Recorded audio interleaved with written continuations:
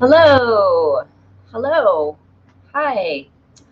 Welcome to Stories from the Earth. Hope everyone is doing well today. My name is Jennifer, and before we go into our interview today, I'd like to briefly say why I'm doing these interviews. So the practice of herbalism is as diverse and dynamic as each individual herb and each individual herbalist. So there are many ways to be an herbalist, many ways to interact with the plant world.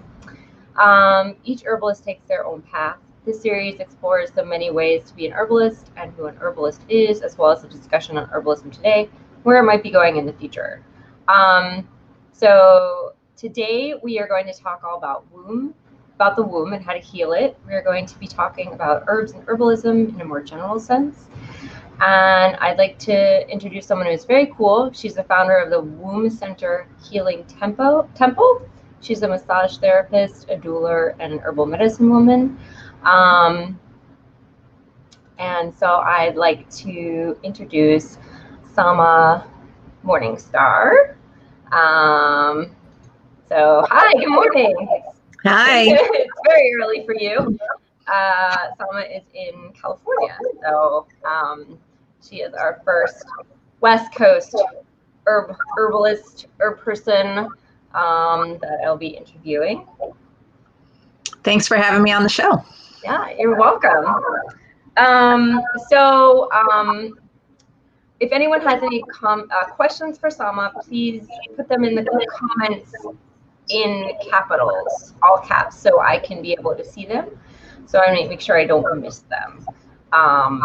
And we'll make sure to try to get to everyone's questions.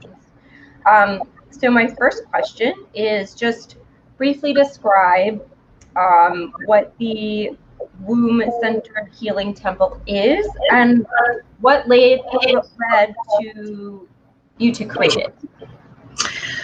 Well, the Womb-Centered Healing Temple is an online space, an online temple space for where womb-centered healing is supported and nurtured. And it's a collaborative space based on, I don't know if you've ever been to like an in-person healing center where a bunch of different healing therapists or even doctors and nurses or, any kind of practitioners come together and pool resources to create a space around a particular type of healing modality or healing purpose or focus. I was particularly inspired by a place like this called the Goddess House in Glastonbury. I had taken a pilgrimage a few years back to assist a mentor of mine, a womb awakening mentor, and she was a practitioner in a place called the Goddess House in Glastonbury, UK.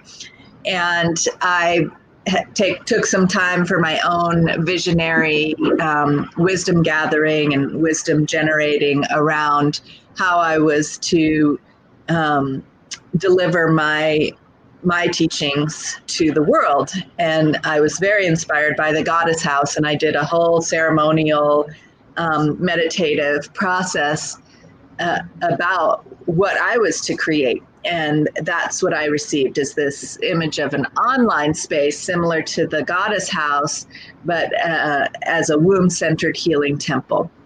And that would gather other womb-centered healing practitioners. Okay. And it would be a place that I could share my work. I knew I was going to be creating my own unique healing modality that was centered in the womb, and that there are lots of other practitioners that were also doing that, and that to have a sanctuary, a place where we could, offer events, collaborative events, offer our courses and things like that, have an online space. So that, and I've been working on that for several years now. That's cool. I feel like a lot of times in our mainstream medicine that often, you go to your doctor, but, that's all you see. And I feel like, it's missing these pieces, the that these other healing modalities bring in. And I just love the way that, I just love that idea of bringing several practitioners together to create that space. So that's really cool. And I don't think there's too much out there that's focused on the womb. So also really awesome. Cool. Okay, so why is it so important to have womb wellness? Well, the answer to this question is so obvious that it escapes most people, especially since we've been suppressing this wisdom for so long in our society. So the womb is where we all come from. It's where we're formed. It's where we develop our body, and our spirit becomes embodied, and it's where our emotional well-being begins. And so the way we're conceived and what happens while we're being gestated and when we're born create a blueprint for our life. Okay. And so,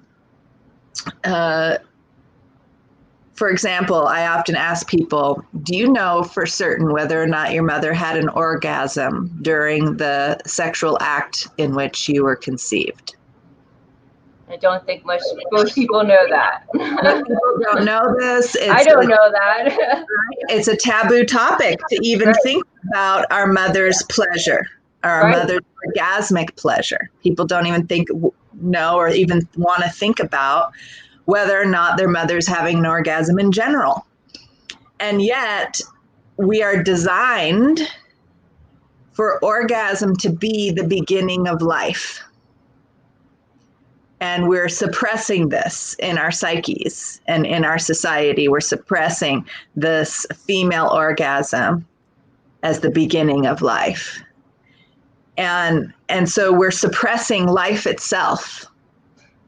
And it's very self-destructive from the beginning. It's very self-destructive. And then from then on out, it's the same thing. And so as when we're developing in the womb, in whatever ways our mother's pleasure and well-being is being thwarted or suppressed or unsupported or neglected, usually all of the above in one way or another, that's how much our life, the development of our life, is being thwarted, neglected, unsupported. All of those things. And this has been going on for many, many generations. And so we're inheriting that. And then on top of that, any stressful, traumatic circumstances that our mother or our parents might be in when we're developing in the womb, and then throughout our childhood. And we learn that when we're in our mother's womb. So womb bearers learn that the womb is a stressful place. Everyone learns that the womb is a stressful place, and where stress and pain is held. Because it's the one place in our body where we can hold something that keeps growing bigger and bigger and bigger and bigger, and hold it in, right? And so we're also taught in our society to hold in our emotions, especially the painful and difficult ones. And so for those of us with wombs, the best place to hold in those difficult, painful emotions is the womb. And we're taught also not to support the natural releasing and process of the womb, which is a wonderful model for how to be with our emotions, that we build ourselves up and feel what's really going on, and hold it for a moment to really understand what's going on, gather the wisdom, the nourishment from whatever emotion we're feeling, and then we release it, right? That's the whole menstrual cycle. But we're taught to hold it in. And this is why a lot of people have trouble with menstruation, why menstruation gets so stagnant, why we have menstrual cramps, why we have a whole host of painful, difficult menstrual symptoms. And most people start having those symptoms from the moment they start menstruating, because those patterns of holding things in, not being allowed to release, have started from the get-go. I'm creating a workbook about this called Herbal Womb Wisdom. And I just... yes, I yeah. saw that you were. Yeah, and so I'm creating like checklists, for people to assess, where the original sources of some of these patterns are. And one of the questions that I put on there that's much more common than we would, when we look at it, it's like, wow, how common is this? How many people, when they were children, and maybe this you can answer this question for yourself, we're told at some point that it's not okay to cry, and we're even threatened to be hurt more if they didn't stop crying. Stop crying or I'll give you something to cry about. Right? So children are being threatened that they're going to get hurt more, or actually are hurt more, for expressing their emotions.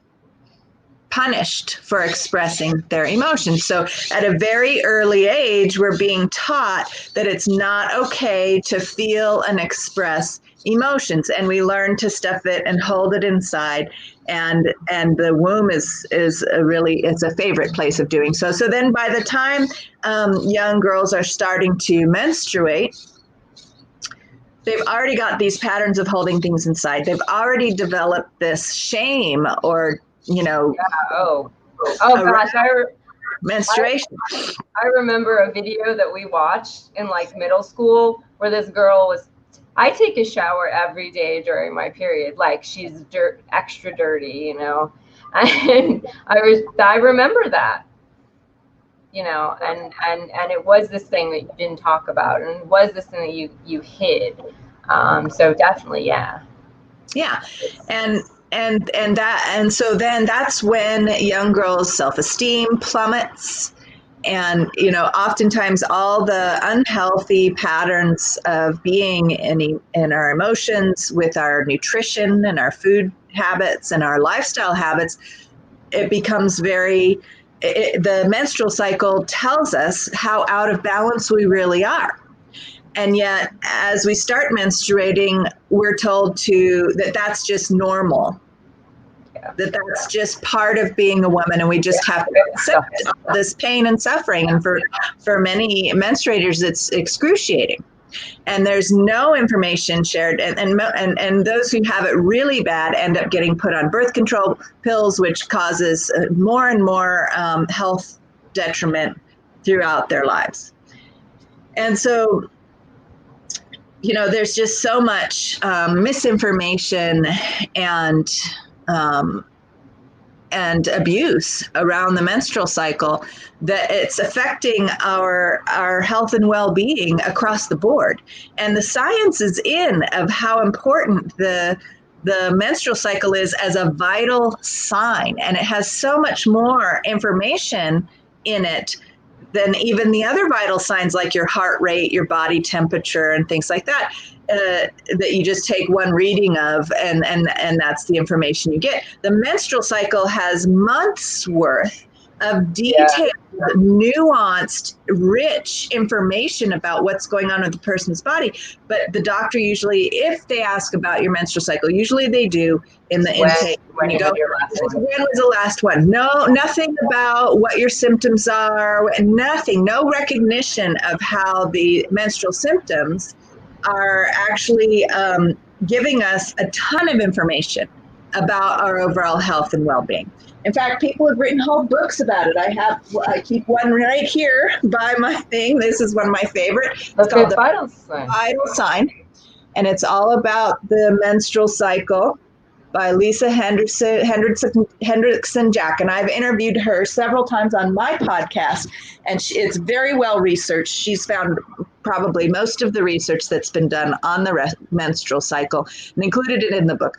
And there's lots of medical research that has been done, but most doctors, even gynecologists, have not been briefed or do not keep themselves up to date and don't include it in how they address their patients.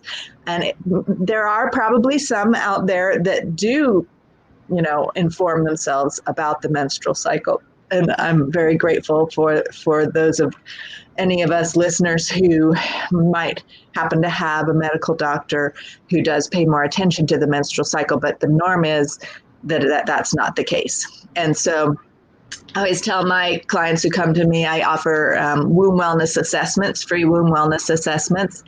And those who come to me with that, I share here on your call that to get better support around a healthy menstrual cycle and a healthy womb, you're more likely going to find the support that you need in traditions like Ayurvedic medicine or traditional Chinese medicine, acupuncturists or traditional Chinese herbalists or Western herbalists even.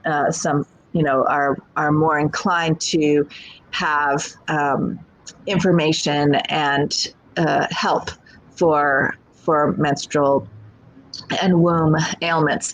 And I'm actually a vaginal steam facilitator, a certified vaginal steam facilitator. And vaginal steaming is an ancient practice that is still intact. I definitely, I'm sorry, I do want to ask you about that. But first, when you mention traditional Chinese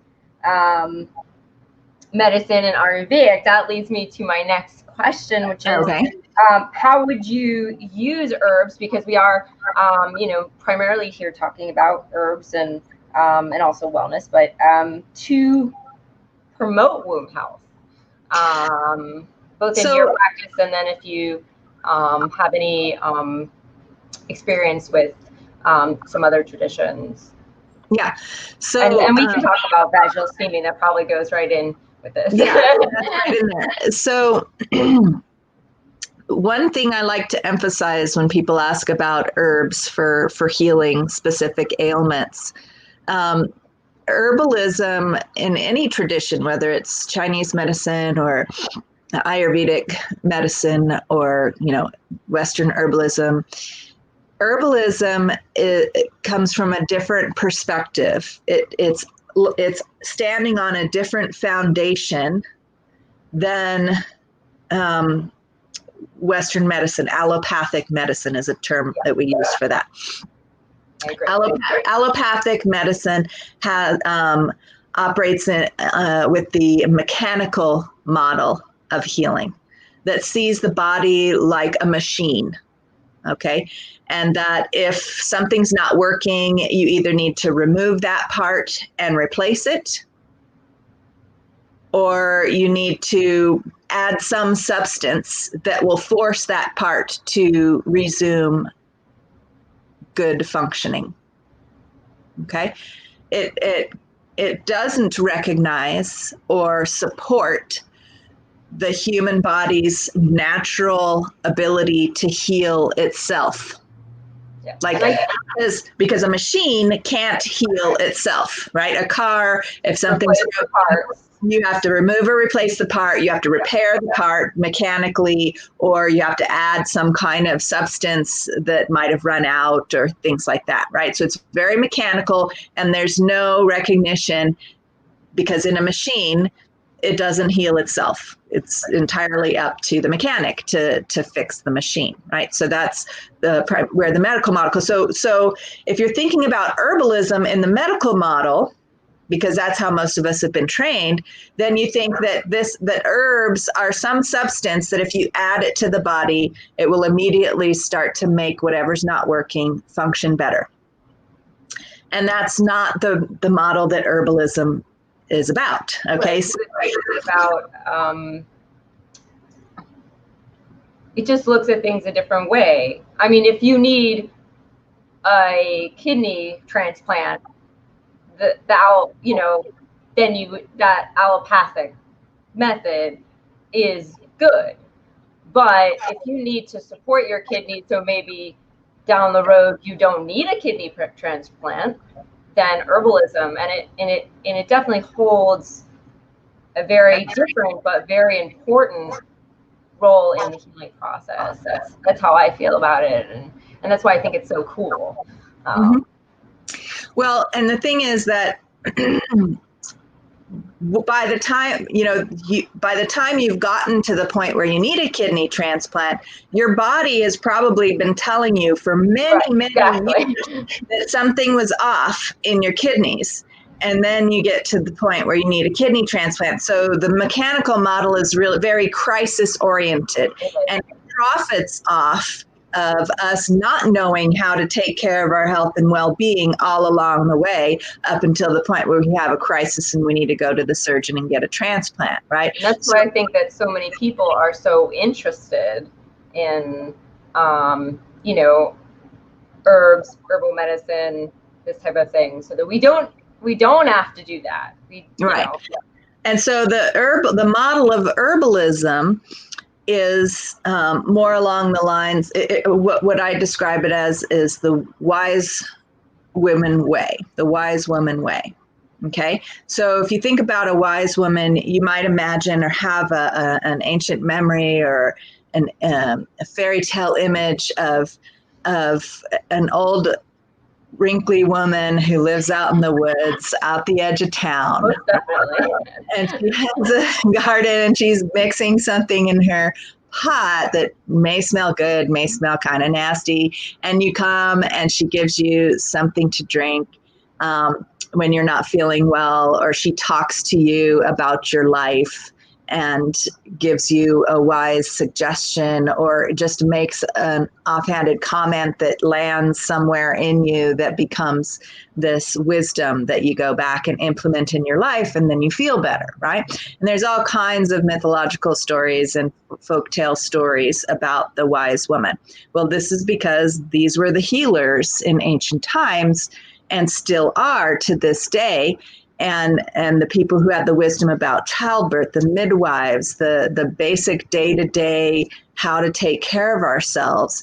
And this practice and approach to healing was suppressed and annihilated in many cultures, whether it was indigenous European cultures or indigenous African or indigenous Native American or other places in the world where indigenous cultures were suppressed, primarily to create the possibility to profit in a big way from health and well-being, or from people getting sick because they don't have that day-to-day nourishing wisdom of the wise women, and therefore getting sick and not knowing who to go to and letting it get worse and worse and worse because not having the information of how to care for themselves. And then in comes the heroic, mechanical, very expensive medical system to save you when it gets really bad, right? So it was a deliberate strategy to create, to monetize and commodify our health and our well-being, and it was profit oriented from the get-go to disconnect people from the land so that only rich people could own the land and charge rent from people that didn't own the land. And I mean, it's just this ongoing thing that we could talk about. So that's why a lot of this wisdom was lost, was because of that profit-oriented, the very, very rich getting richer and richer and richer, and the common people getting poorer and poorer and having less and less of our indigenous wisdom. And so herbalism has always been sort of a thorn in the side of the profit-oriented medical system, and has been suppressed because of that. And so it takes a minute. And that's why we don't have any kind of certification or licensing for herbalists in the United States. Right. Yeah. And this has been, it's different in other countries. In India and in China and Asia, that long-standing tradition of traditional Chinese medicine and Ayurvedic medicine never got suppressed in the same way, never got annihilated in the same way as European traditions did. And so there are ancient systems with thousands and thousands of years of wisdom and understanding still intact that include an understanding and recognition of how important the menstrual cycle is. And that's why I recommend going to doctors of that nature, because that wisdom is still intact. Whereas in the modern medicine world, that wisdom is dismissed. The understanding of the menstrual cycle has been dismissed, and it's been annihilated because of the persecution of the midwives and the herbalists in the European lineage. So there's a big reclaiming of this wisdom as the limitations of Western medicine are becoming excruciatingly clearer and clearer over the years. And there's this resurgence of desire for this knowledge and wisdom. And so the wise woman way says that we are whole in and of ourselves. Our bodies know how to heal ourselves. We have the wisdom within us. Each individual has the wisdom within us that tells us how to heal ourselves, and that we can communicate with plants and always have been able to receive the wisdom of the plants and have direct communication with the plants. And that's how we learned about herbs in the first place.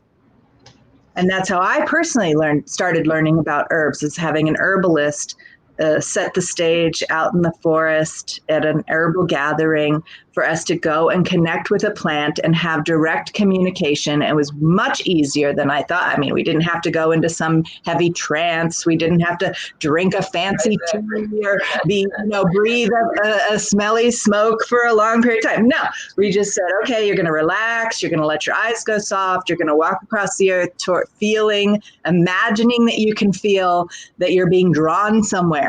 Right? Using the imagination as a valid tool instead of dismissing it like most people do. Oh, I'm just imagining things, right? So then it's not valid. Well, no, the imagination is a valid tool. So imagining that you can feel something pulling you towards it, arriving at a plant, and then having a conversation with the plant, or imagining that you're having a conversation with a plant. That's what we did. Lo and behold, we all take our information back to the teacher and say what we imagined talking to the plant about. And then she pulls out her herbalism book and says, that plant is good for exactly what it told you it was good for. And that plant is good for exactly what it told you it was good for, And so, yeah. So it's still intact, and it doesn't take a huge altering of consciousness or anything like that. It just takes a shift in how we're looking at things and an activation of our innate powers to connect with other living beings and communicate with other living beings, and that we have this intrinsic ability to heal ourselves, to know what's best for us inside of ourselves. So again, it's a shift from the authoritarian model of the doctor being up here and having more knowledge than you do and telling you what you should do and what you shouldn't do, and that, not listen to your own wisdom, but to listen to the wisdom of the doctor.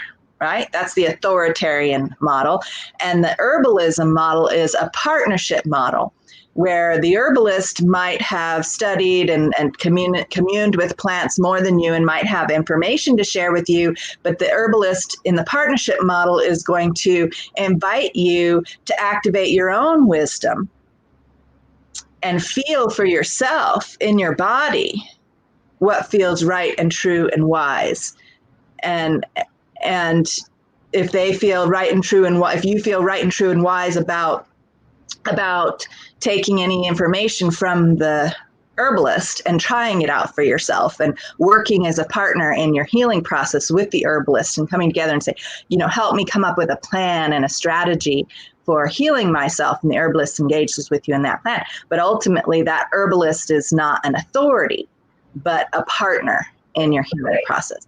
So this is how I like to work with my people. And so, for example, with vaginal steaming is one of the approaches to ingesting the herbs. So we can ingest the herbs by taking them through our mouths. We can ingest the herbs topically by absorbing it through our skin.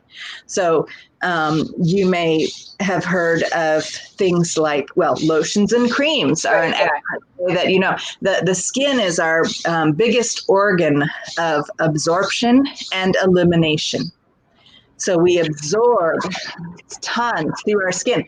If you think about the mouth and the digestive system, the mouth on the inside is covered by a mucous membrane, but it's skin inside your mouth, and all along inside your throat and your digestive tract, it's skin inside you that's absorbing nutrients, and then it's helping to your digestive tract helps to digest and break down the nutrients in your food and other things. So ingesting it through your mouth is one way, but so many people have digestive problems that sometimes we lose ability to absorb.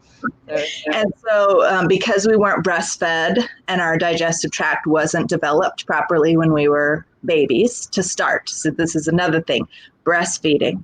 And that has been suppressed as soon as somebody figured out how to make baby formula and start profiting from the need to feed babies. That's when doctors were inundated with misinformation. And I just did an interview with a breastfeeding advocate on my podcast, and she was talking about research that she's done, and she found out that the people who are funding the medical school's education of OBGYNs are the baby formula people. And so doctors get zero education about breastfeeding and how to set new moms up for breastfeeding, zero. And so all you get from most doctors, unless they've gone and educated themselves in addition to what they received in medical school, all you get is whatever their family tradition was, or whatever their opinion is, or, you know, but then we see them as the authority over here, right? And the doctor says, oh, well, you just do this about breastfeeding. And it's not based on any evidence or any actual understanding of breastfeeding. I know that my husband's wife was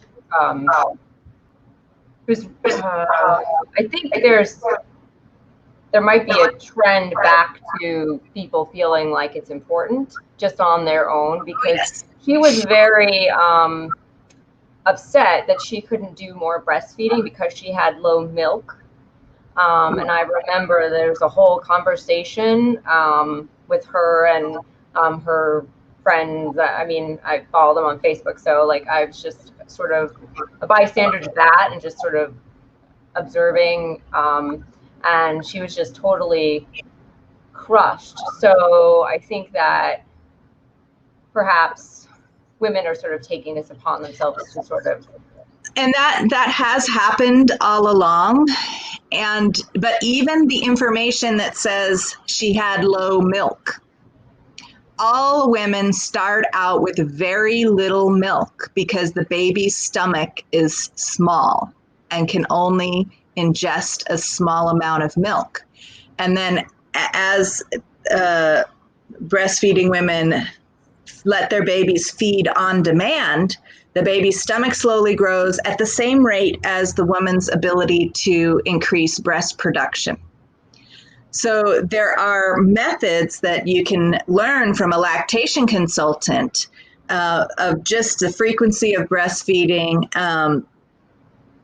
and strategies for healthily developing the baby's ability to digest more milk and the mother's ability to produce more milk.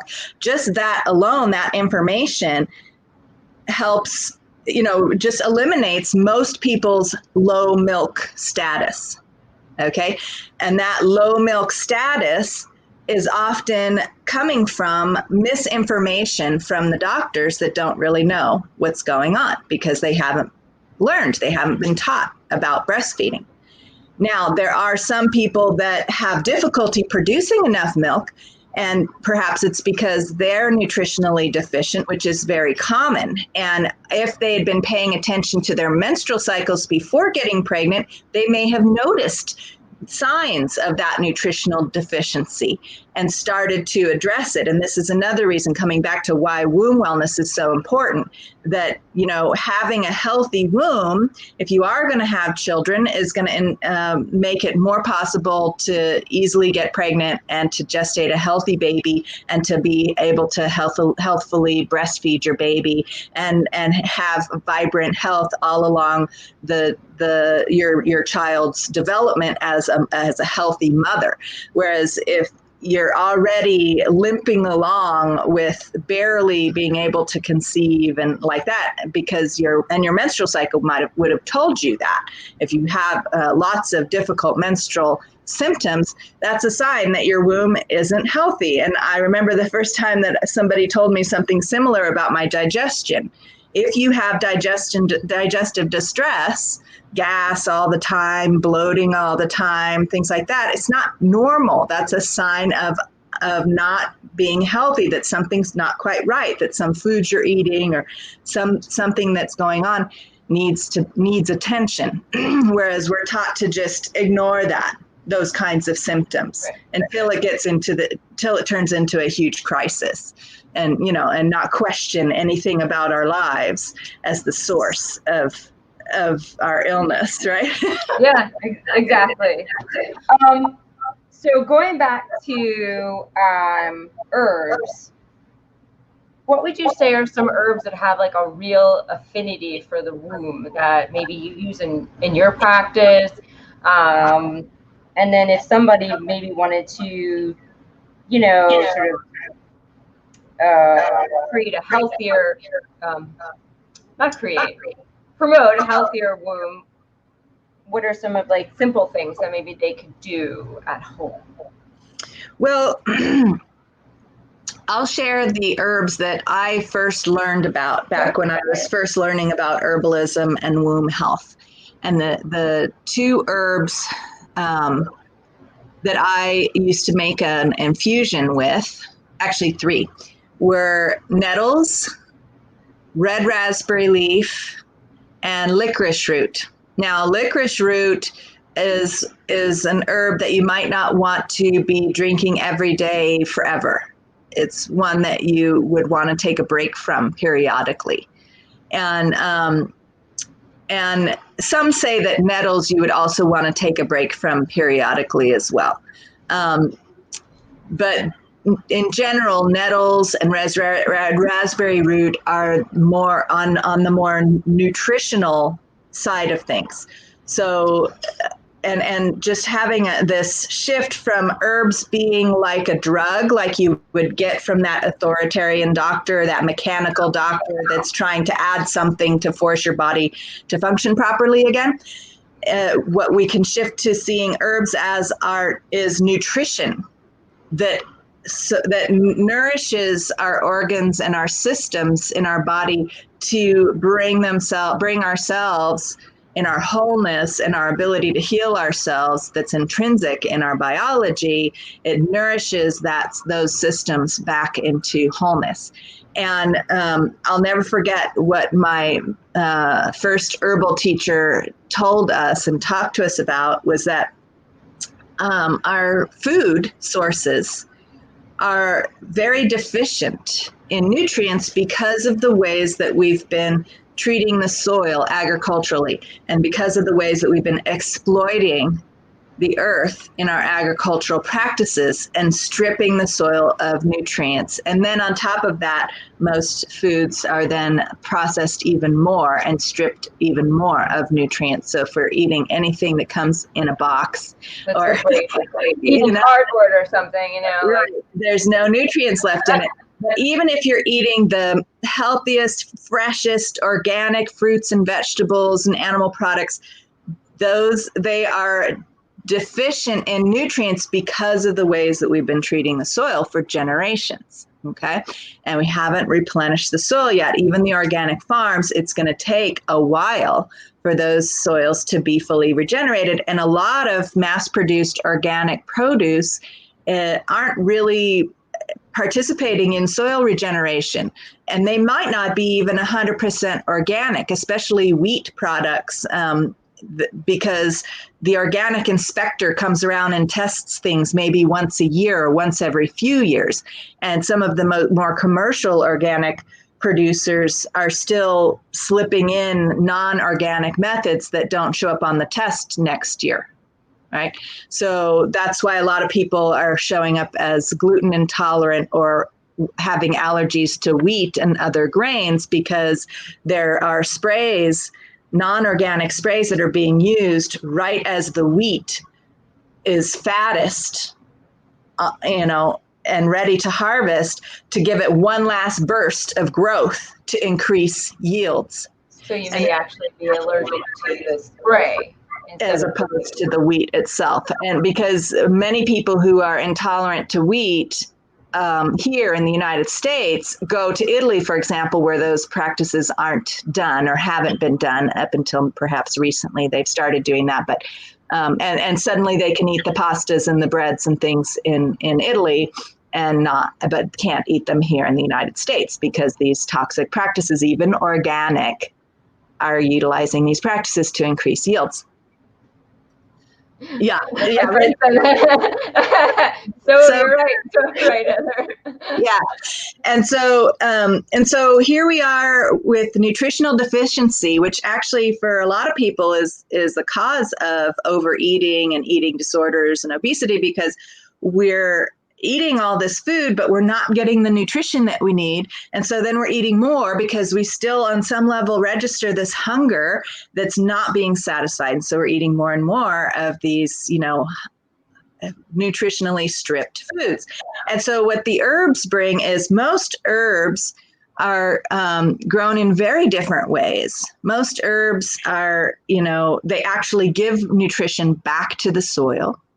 And you can't grow herbs in that nutrient stripping manner. Most herbs are grown on farms where the herbs are perennial and they grow year after year, and they drop their leaves, once a year or like that, and nourish the soil again and come back. And so herb farming is a completely different thing.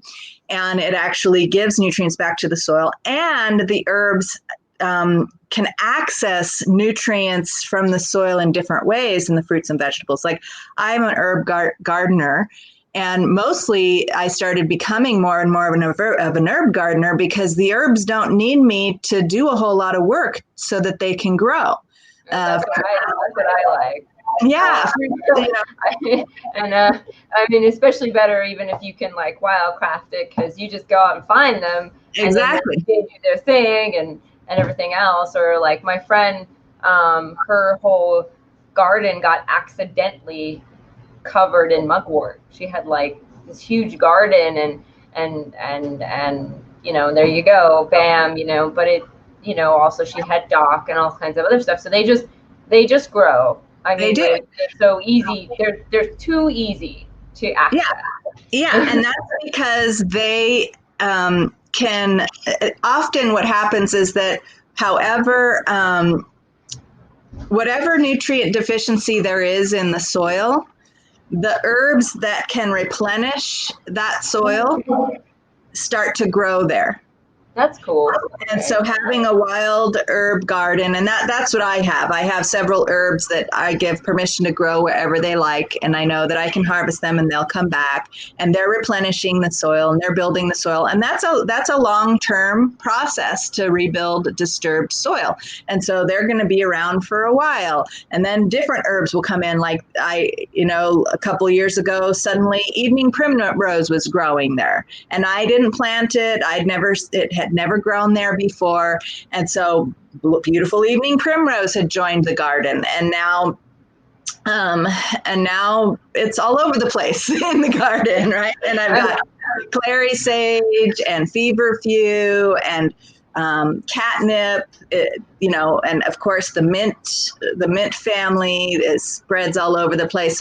So I mean, that's a very neat gardening philosophy, which I haven't heard it described quite fully like that. I feel like I am sort of been thinking along those lines, but you sort of just are really had it more fully developed, and I like that a lot. Just sort of letting them do their, you can plant a couple and just letting them do their thing. And I heard from another herbalist that herbs move around. So like, like with the primrose, it wasn't there and then it's there, and now it's in different spots in the garden than it was.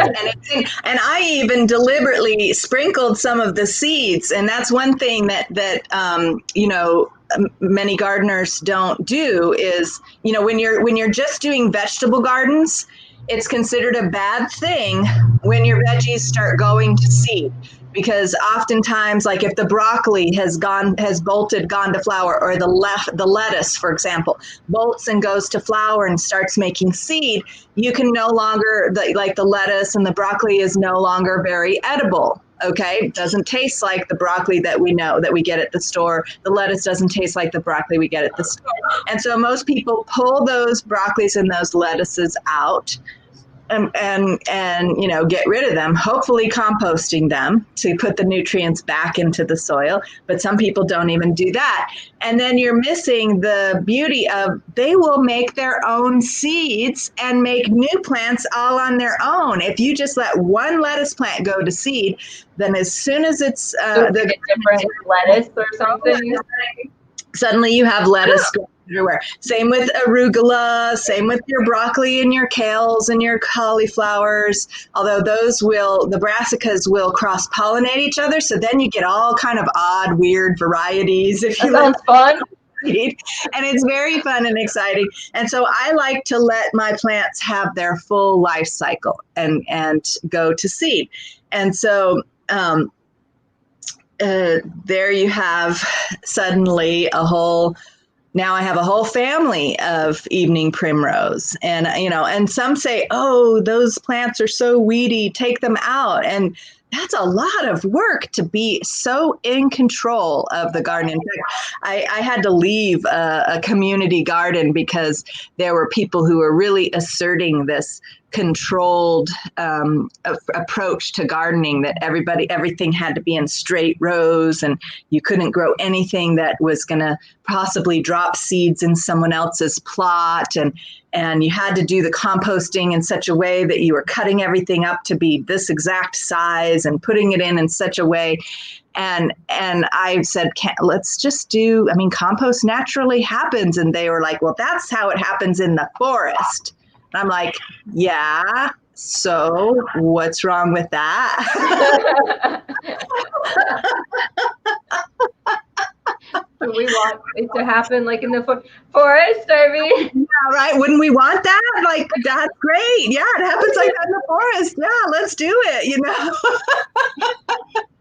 if I wanted things so perfect and straight rows like that, my life just doesn't.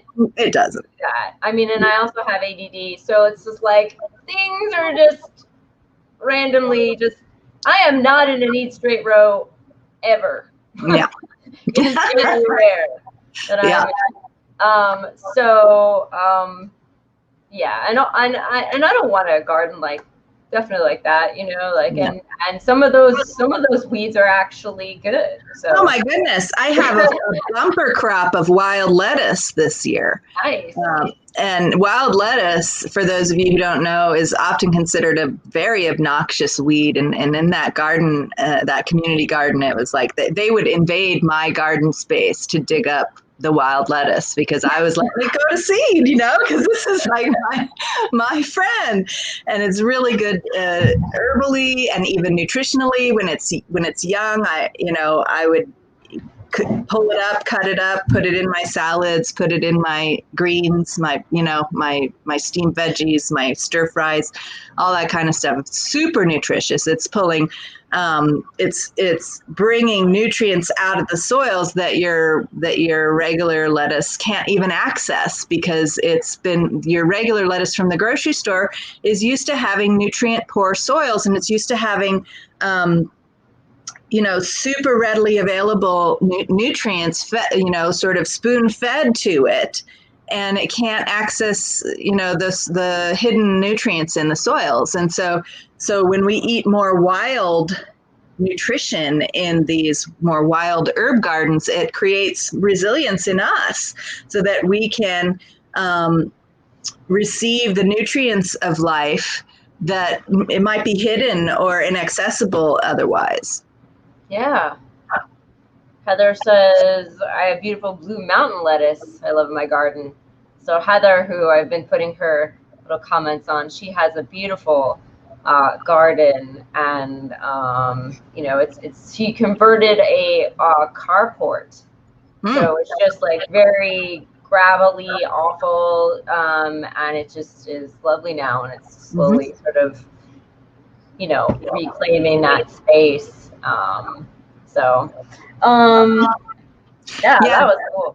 Yeah, the number of wild herbs that are going in my garden, I could list off, and it's just very rich. And in fact, last fall, I did some womb-centered ceremonial work in the garden in a new way. And I've always been doing that. So one of the things that I love doing and have been doing for many, many years is giving my menstrual blood to the garden and to the plants.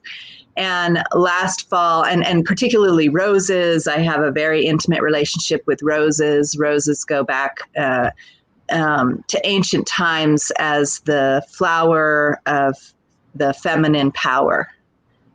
Okay, and feminine spirituality. So roses are associated with Mother Mary and Mary Magdalene, and there's whole mystery school lineages that are called the lineage of the rose and things like that.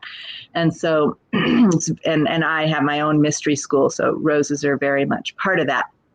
I put roses on my altar every day that I can, and like that. So, and I collect all the rose petals and I use them in my herbal medicine, and rose petals are another medicine, herbal nutrition and helper for womb health and for the menstrual cycle. So I would add that as another simple one. And you can make a beautiful rose tea.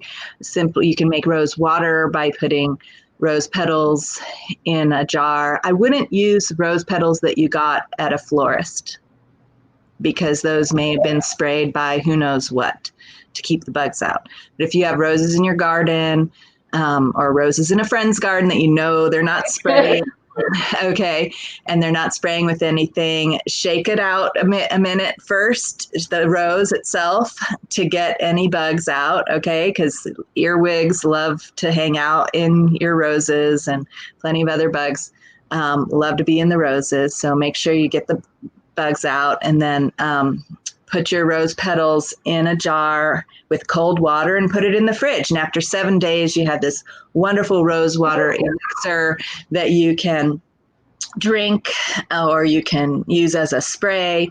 It doesn't smell exactly like the rose water that you get at the store, because that comes from a special distillation process, but you need tons of roses to get it to be that strong.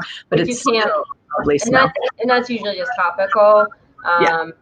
You can buy rose water to, like, the rose water that you might be familiar with is also the culinary rose water, where you put like cakes and stuff, and that's in a different section. That's usually in like the baking section. But this is sort of like a little homemade combo of the rose water that you can drink.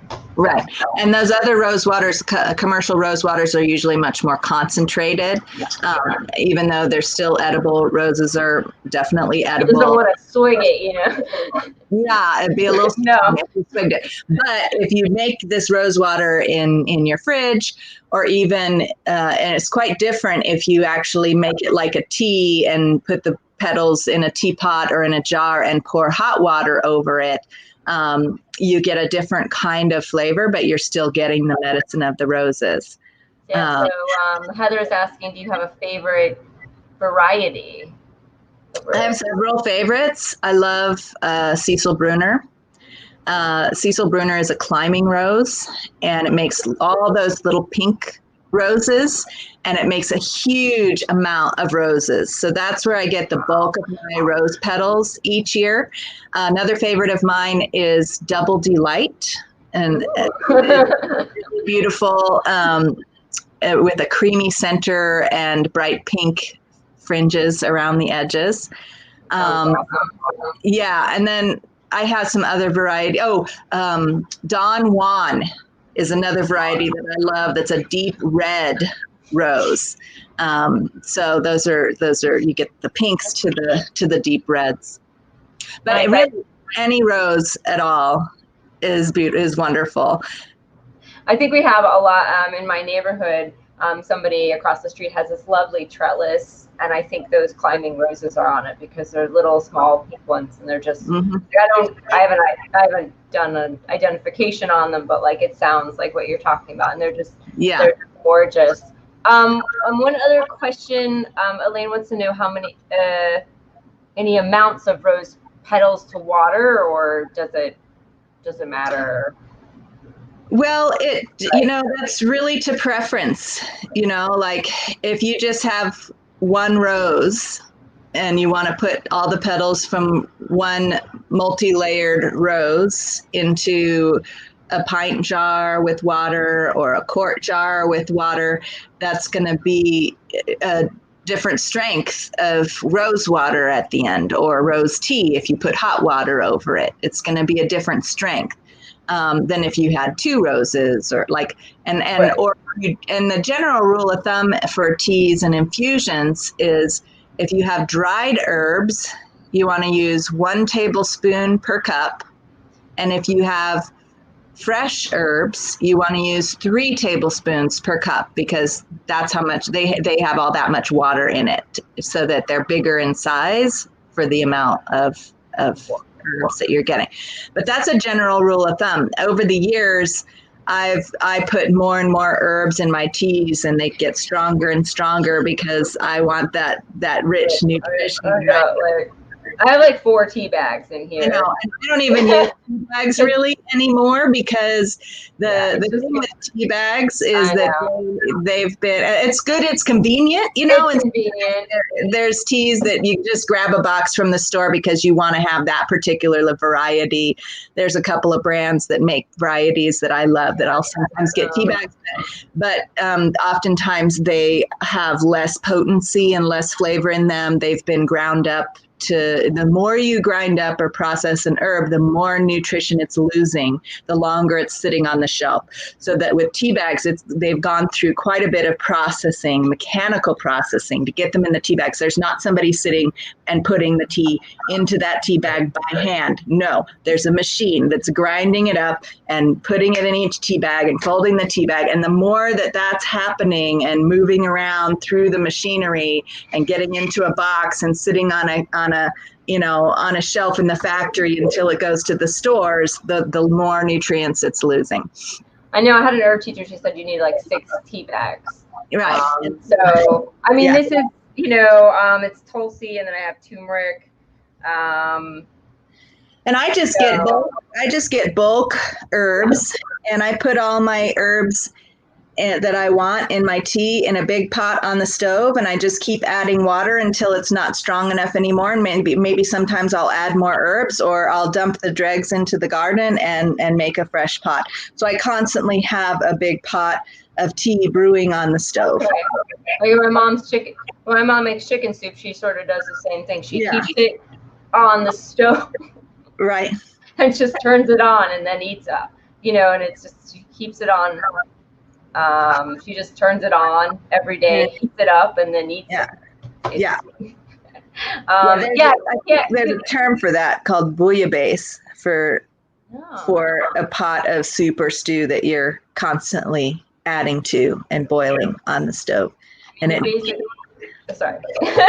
Well, just you get, more flavors and more flavors develop, and it turns into this whole alchemical process.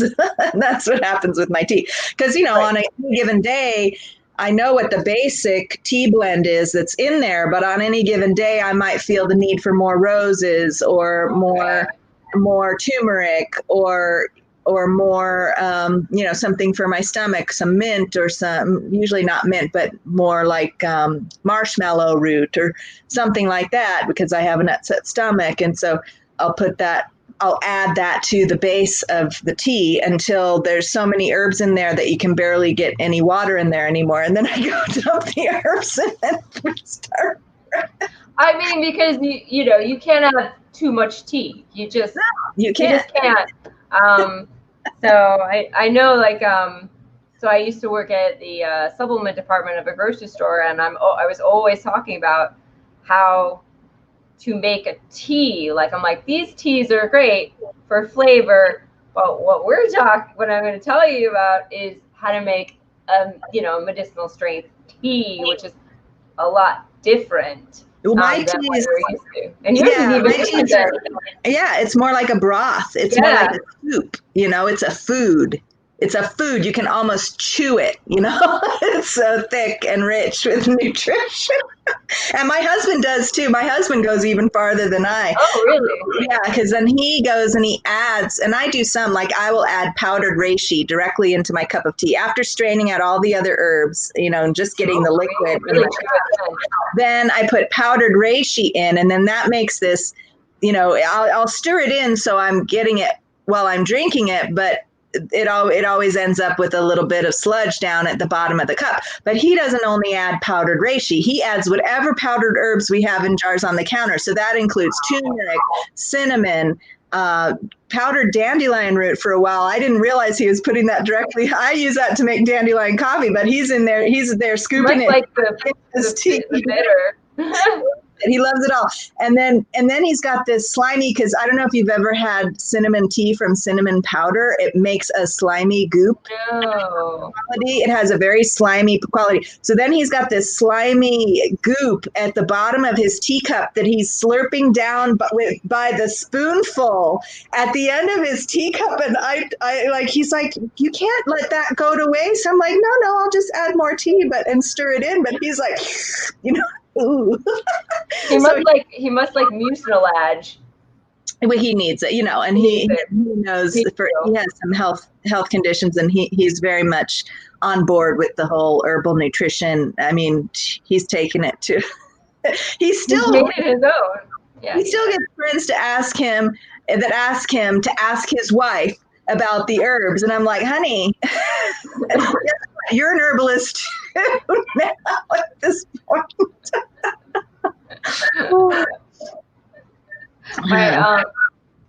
My husband doesn't. He what he does is he makes this sort of Indian inspired like stew every week, and you can see him with the turmeric. He's like bam bam bam bam, and the cumin bam bam bam bam.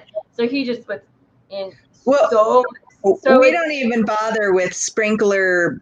He just like we just open the jar and take out tablespoons full.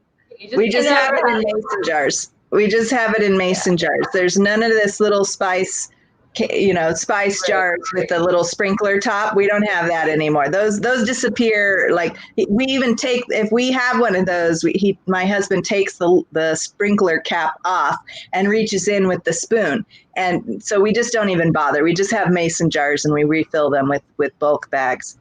Heather says she'd like to have tea at your house. Yeah, come on over. You have to. Well, Heather's in Tennessee, but we can drive. Or we can have a virtual tea party. How's that? We can have a virtual tea party. Cool. Okay, so what got you interested in herbs? Do you remember Well, like your first like, ooh, I want to, there's well, something here. I went to college at UC Davis, and I lived in a community of students called the Domes or Baggins End. And Uh-huh. this was an experimental housing project, which Davis is kind of known for its experimental housing projects. And some students got together and said, okay, how can we easily make dome houses and Wow. for students to live in? And so they made this community of 14 domes. And the way they made these domes was they made forms. They made like a mold, and then they sprayed this foam into the mold, and then the foam hardened, and then they turned them upside down. They had to use big machines because they're like, I don't know, maybe 25-foot diameter at the base, at the open part of the half dome, right?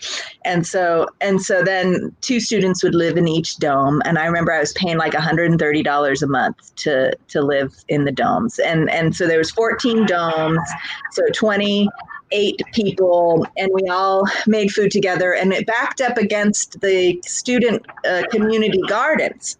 So my roommate was a botanist. She was studying botany as an undergrad. And I learned from her and others that were studying agriculture, botany, or, other types of gardening, farming, different things. I learned how to garden, and my mom had gardened. And actually, it goes even farther back than that, because my mom, when she was cooking, she would send me out to get rosemary or green beans Okay. or things like that. But I always remember going to the rosemary bush and picking a sprig of rosemary for the spaghetti sauce and letting it sit in there and make delicious spaghetti sauce. So it goes way back. But so becoming an herbalist myself, I was all involved in the community gardens, learning about herbs from the fellow gardeners. And then one day somebody said, hey, do you want to go to the Northern California Women's Herbal Symposium? This was back in 92 or something like that. And so I hop in a car with a couple of girlfriends, and we head up the coast to Laytonville, and we go to the Women's Herbal Symposium. And it was fantastic. That's where I had that experience where that teacher had us go walk, and I met Mullen. And Mullen told me that it would help me with my respiratory issues. I would have chronic coughs and sinus infections and things like that. That was before I stopped eating dairy. And stopping eating dairy actually helped me a lot more than Mullen. So that's why when I talk to people about herbs, if you're not removing the causes of whatever ailment, the herbs won't be able to really help you heal that ailment. You have to remove the causes of the ailment, as well as nourish the body to heal from that ailment with the herbs. So that's another difference to emphasize with herbalism, is that, you have to address the underlying cause. And so that's my workbook. I talk about, okay, are you assessing what this means and looking at the underlying causes and reflecting on how you can change, whether it's lifestyle choices, dietary choices, emotional states of well-being, what kind of additional therapies and healing do you need besides herbalism, in conjunction in communion with the nutrition from the herbs to nourish our bodies back towards wholeness. So, because if we're being emotionally abused, or if we have unresolved trauma, that shows up in our bodies. And the herbs can help with that, and do help with that. But often what happens is that the symptoms grow worse and become more pronounced. And then it's helpful to have practitioners that can help us process through if we don't have skills developed for that on our own, which most of us don't to start with. And so really developing our self-healing skills on all levels, emotionally, spiritually, as well as physically and biologically. So the herbs really point out the need for that if necessary. And it's not like, okay, this herb is going to take those symptoms away and they're never going to happen again. No, the herbs are going to nourish your body, your whole being, towards wellness. And oftentimes the symptom is your body's actual attempt at remedying an ailment. And sometimes that symptom has to grow worse in order for that ailment to be remedied. And sometimes that symptom will continue to grow worse until we change something about our lives. Like I had chronic sinus infections and respiratory illnesses until I stopped eating dairy. And it's and then sometimes, you know, they've gotten to a point where maybe the herbs aren't enough. You know, you have to do a bigger shift. Yeah. And then later on, you can just maintain, you know, unlike in your case, you probably are not going to go back to dairy, but like, you know, a lot of times you can sort of start sort of adding things a little bit back in. Right. Well, and I have gone back to dairy on a few occasions, and very quickly it became clear that I was going to end up, you know, that even if it wasn't creating those chronic respiratory ailments anymore right away, I could feel in my body how it was gumming things up and creating excess mucus and becoming a burden on my systems. And you become more sensitive to that as we listen to our bodies more and get more in tune with our body's natural self-regulatory and self-healing capacity, you know. And so big, you know, oftentimes, and I would say most often, if we have some kind of ailment, especially around the womb, herbs alone are not going to do the trick. Okay, vaginal steaming alone is not going to do the trick. When I help people with vaginal steaming and with creating an herbal plan, it always includes looking at aspects, lifestyle aspects, dietary aspects, and emotional healing aspects, emotional and trauma healing aspects that are being unaddressed in their life. And that womb ailment is guiding them along that path and will be persistent and will persist until all of those layers of the healing process have been addressed. Like a little signal. Exactly.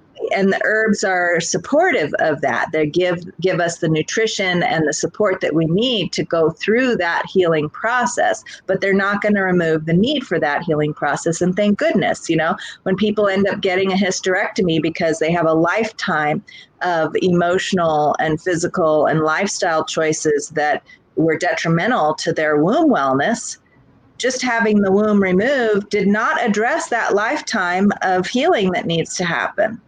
And oftentimes lifetimes, ancestral healing we're talking about. So in my healing programs, we work with bringing that healing to the ancestors as well, because how many generations of women have suffered to bring us to where we're at now, even more than we do today.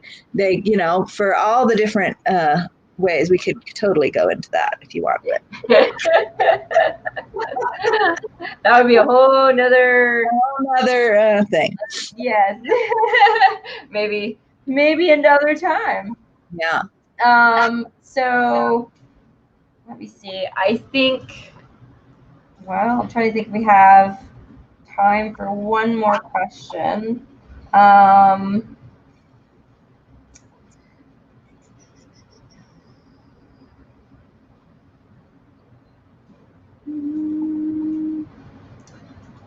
So,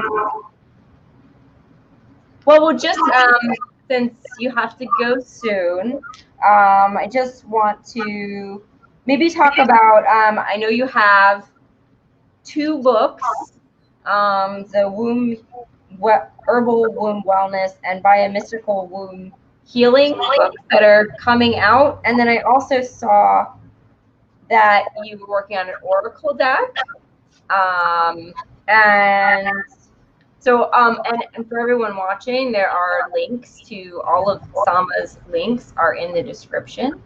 So you should be able to access more information and her awesome podcast, which she's done since 2018. So if you want to hear about more of the Womb Health Center Healing Temple and the apprenticeship that she has and all that stuff. So there's tons of more information. But yeah, just briefly, if you wanted to maybe tell us more about your books and maybe when they might be available for purchase and all that stuff, and then we'll have to say goodbye. Okay. Well, the Herbal Womb Wellness book is actually going to be a workbook, which I haven't seen anything quite like it. There's one book out about vaginal steaming called Yoni steaming, and I have it in the other room. I don't have it here, but it's somewhat of a workbook in that it has some journal pages in there around some spiritual practices that go along with this author's approach to vaginal steaming. So, but it doesn't have so much about the herbs or creating a steaming plan for yourself, assessing your womb health, or any of that. I'm sure that if you went and worked with them as directly as a practitioner, they have a training program and like that you might get more of that, but the book itself doesn't have that.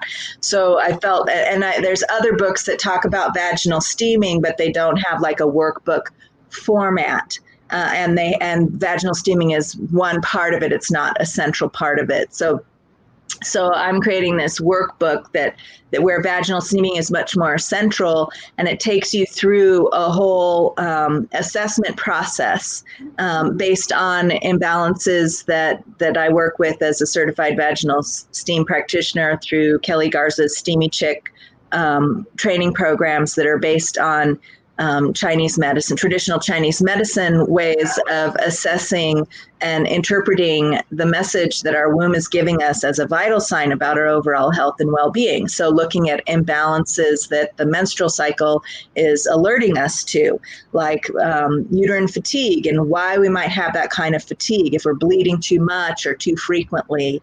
And we can't stop bleeding, things like that, and approaches to that. And by the way, if that's the case, vaginal steaming is counterindicated until that bleeding becomes under control, or that excess bleeding has stopped, because the vaginal steaming can induce more bleeding, and we don't want that when somebody's bleeding more than once a month, more than 4 days in the month. Things like that. And so this book will take you through. So there's the different imbalances that we look at in the book are uterine fatigue, stagnation, dampness, heat, excess heat, people who have hot flashes and infections and things like that. Digestive. So it can be helpful for menopause. Well, a lot of people have excess heat that aren't in menopause yet, and usually people who have hot flashes and heat condition in menopause, they've been having that all along, but not paying attention to it, not noticing it.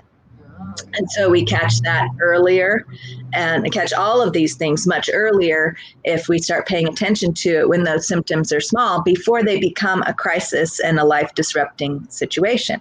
And then if it is a life-disrupting situation, then we address that as well. And so all of the symptoms. Oh, and then there's also blood deficiency. So some people aren't bleeding at all or are bleeding very little. If you're bleeding less than 3 days a month, using less than 2 pads a day when you're bleeding, or maybe you're just spotting, then that's a sign of blood deficiency, nutrient deficiency, and that affects all of our organs, and our womb tells us what's going on. And so if your womb is deficient and can't have, or if your womb is fatigued and is bleeding too much, or is deficient in nutrients and is bleeding too little, then the same is true for all the rest of the organs in your body, but they're just not telling us, right? Later when we're having a heart attack or kidney failure or whatever it is, right? And so the womb is telling us, like the canary in the coal mine. And so I take everyone through an assessment process about their menstrual symptoms in the book, and then look at the underlying causes and have journal pages and guidelines for womb listening, which is my way of guiding people to access our intrinsic womb wisdom. And I'll also have pages in there about communicating with herbs and the womb listening with herbs, so that we're getting that wisdom and that activation of that communication. And so then you can journal in there and write in there the answers you're getting as you're doing those meditations. And you can check off and determine how strong you are on these with these imbalances. So if you have severe uterine fatigue, you'll have a higher score in this assessment process, and know that you need to attend to it with more intensity than if you have a lower score. So I'm making it so it's easy for people to understand where they're at, and then I'll be sharing herbs and ways of understanding and nourishing the menstrual cycle and nourishing our health. Through steaming and teas and topical treatments and things like that, all in the workbook. And there'll be planning pages for folks to create a plan for themselves. And then there's also recommendations for what kinds of practitioners you can get to support you in the process, and links to my herbal womb wellness coursework that's available online. So, well, that sounds awesome. And it, and it's nice to have that kind of comprehensive guide. It sounds very everything you would need. And so that sounds great. Yeah. So real fast, Heather wants to know, can womb health help ease menopause symptoms? And I think you answered that it could be helpful in hot flashes before or during menopause. But so what I want to say to answer that question is menopause symptoms are screaming out for us to tend to our womb health. That's what they are. They're a strong message from our body. That's what any symptom is in the body, is a message from the body to attend to your health. That's what it is. Okay, Heather. It's so simple. So that's what menopausal symptoms are. And they're often, what's the right word? All of the times that we neglected our womb health throughout our life add up to how loud our womb is screaming at us in menopause that you better pay attention to it now. Yeah. And even if you've gotten through all of that and you're no longer bleeding and maybe your symptoms have subsided, if you didn't attend to your womb health, or maybe even you had a hysterectomy, if you didn't attend to all these layers of your womb health before that, but now suddenly things have stopped, it doesn't mean that the reasons for all that have ended. In fact, I know quite a few womb wellness practitioners who only got into womb wellness after they'd had a hysterectomy or their menstruation had stopped and all their symptoms had stopped, and they wished that they had learned about it earlier, but they're going to be devoted to it now because it's helping to transform their lives in positive ways. It's getting at the root causes of why their womb was so unhappy with them their entire life, right? Why their womb was so unhappy, and their own core essential dissatisfaction with life, and what was getting in the way of them expressing their core essence and becoming their core essence in life. So our womb is the center of where our spirit embodies. And if we're ignoring those messages all of our lives, then we're ignoring how our spirit wants to embody and what our soul purpose is. So this is where I go with my biomystical womb apprenticeship, is those who want to heal that rift between biology and mysticism that we've been taught exists, that's a complete fallacy and a lie. And separates ourselves from deep satisfaction on our human journey. Heather has a question, but Heather, I don't think we have time for it. Give me a shot at it. Okay. So she says, say women who have no symptoms and ease through menopause have healthy wombs, ? So if you have no symptoms during menopause, do you or do you not necessarily have had health? Does that mean you have healthy womb? That's possible. It doesn't mean you're 100% healthy across the board. Okay. My mom had very minor menopausal symptoms, but she also was suffering from a lifetime of suppressed emotional trauma and generations worth of emotional trauma. and it didn't show up in her womb with those symptoms per se, but it showed up in her bladder, for example, Okay. and her kidneys, and now it's showing up in her nervous system and things like that. And so the womb can be very good at hiding things and being numb and and keeping it a secret. Okay. So if you can have those, so those messages, if you get them, are very good. You know, if you can get them early, that something's off, instead of, and you know, so my, where I hold everything is in my digestive system. So when I had to start dealing with that, it just transformed my whole life. Like Yes. you know, like I had to change everything that I did. So I totally see what you're talking about. Yeah. So I hope that. So, yeah, the womb. What often happens is we go numb in the womb space because of the constant onslaught of exploitative, traumatizing messaging that we get from our patriarchal society around the womb. Okay. And so a lot of people have gone numb there and don't have any symptoms at all.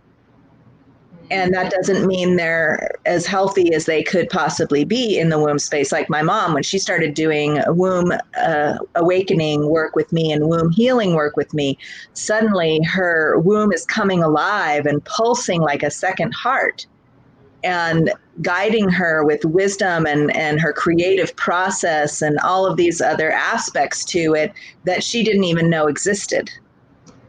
So probably all of us could benefit from womb wellness and paying attention to our womb and doing some sort of work with our womb, because of all the stuff that we talked about earlier about how we came to this point, and how this is you know, how the womb and all the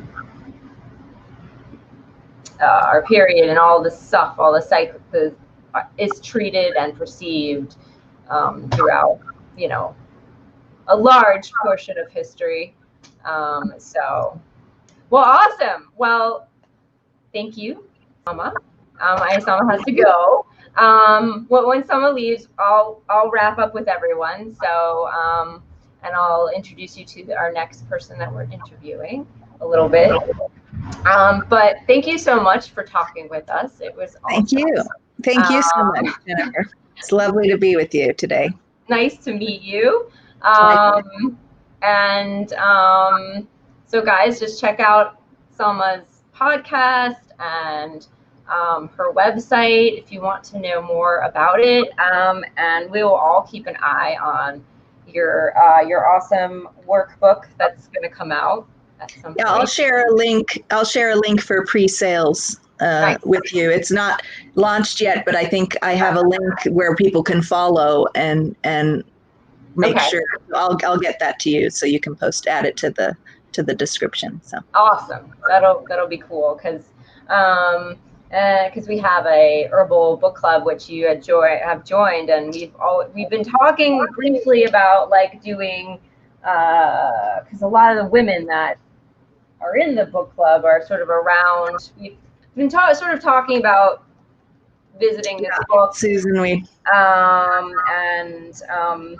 Just because of a lot of women that are in the book club are kind of around the same age, and we're like, hey, this is very topical. But anyway, I digress. So we're like, maybe we'll dive into your workbook a little bit. We'll see. I don't know. Yeah. Well, when it's published, that's going to be later on in the year. Right now, I'm just gathering pre-sale interest and finishing, the process of getting it published. So. All right. We're excited in the chat about it. So, all right. Awesome.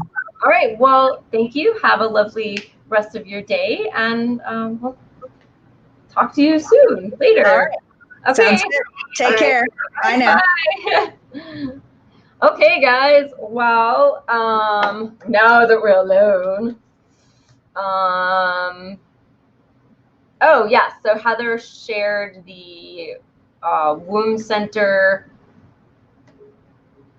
shared a link to the book, I think, Heather. So, I hope everyone had as much fun as I did. I definitely learned a lot, and it's a huge topic. We could have probably talked for another hour or so, but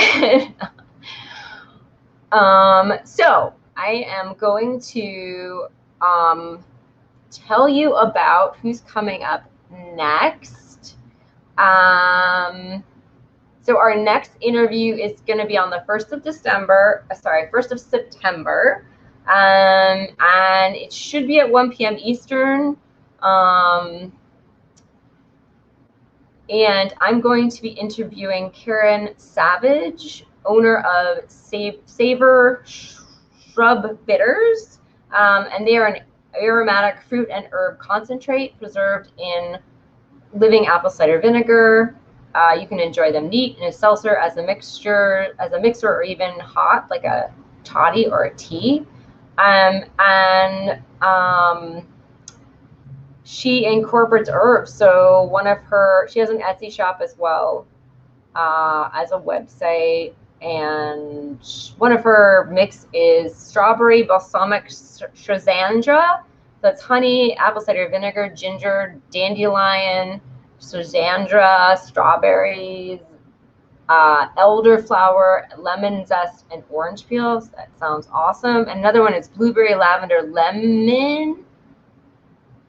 It's blueberry, elderberry, lemon, lavender, honey, apple cider vinegar, dandelion, and ginger. So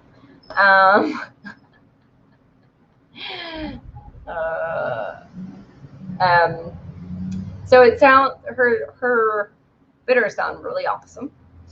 And they have like a huge herbal component. So I'm really going to be excited to talk about that. And of course, we'll talk about herbalism in general as well. Because believe it or not, there's a few questions that I still haven't gotten to ask anybody, because they have so much to say, which is good. So sometimes the conversation just goes where it wants to. So, which is fine. We take a little journey, a little detour. Okay, I'm a babbling. Hold on. Okay, so if you are interested in more stories for the earth info, there's a Facebook group. The link's in the description for anyone who wants to be interviewed, or anyone who just wants to keep up with what's going on. You can be an herbalist, you can be a gardener, you can be someone who does wild food, someone who does wild crafting, someone who's studying herbalism, someone who's just loves herbs and plants and uses them in their everyday life. So it's a wide variety of people that can be, that I'd like to interview. I also have a Patreon page if you'd like to support these interviews along with this channel with your dollars. So the link is in the description. And so there's some awesome Patreon rewards, both herbally and tarot. I have a Seawolf Herbs. I have an Etsy shop called Seawolf Herbs. Those links are there. So I just want to thank everyone again, and I hope you enjoyed this interview as much as I did. So thank you for hanging out with me. All right, so I will see everybody next time. If you have any questions, please leave them in the comments, and I will answer them. And I will post that link for Sama's book whenever she sends that to me, so we can check that out, because it really sounds awesome. So all right, guys, I will talk to you later. Okay, bye.